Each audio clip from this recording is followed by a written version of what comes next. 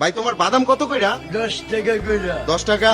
জি ভাই, আমি বাদাম বিক্রি করে খাই। তাই? আমি বিক্রি করতে পারি, এটা বিক্রি করে খাই। এখন ভাই একটা সমস্যায় পড়ে গেছি, তুমি তো বাদাম বেচো, আমার বাদাম খাইতে মন চাইছে কিন্তু আমার পকেটে টাকা নাই। নেন। আমারে কি এক প্যাকেট বাদাম দেওয়া যায়? জি ভাই। টাকা কিন্তু নাই। আপনি খান, আমার জন্য দোয়া করবেন, আমার বাবার জন্য দোয়া করবেন। ভাই আপনারা কিন্তু সাক্ষী, উনি কিন্তু মন থেকে দিছে আমারে দোয়া করতে বলছে, আমি দোয়া করি তোমার লেগে। তাহলে যাও গা। হ্যাঁ আসসালামু ওকে, ওয়ালাইকুম আসসালাম। এ ভাইয়া এদিকে আসো, এদিকে আও। তোমার নাম কি? মোহাম্মদ সাগর। মোহাম্মদ সাগর।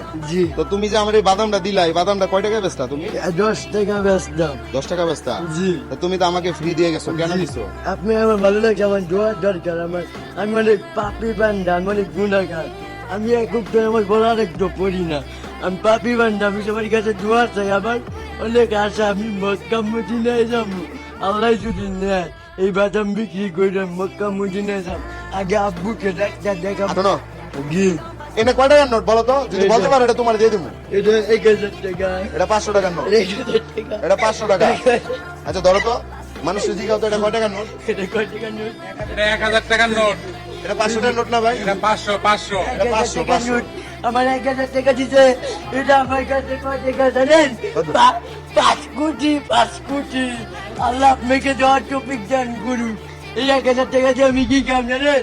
পদ্মার ইলিশ কাম বাড়ি নিয়ে দোয়া করুন আপনার।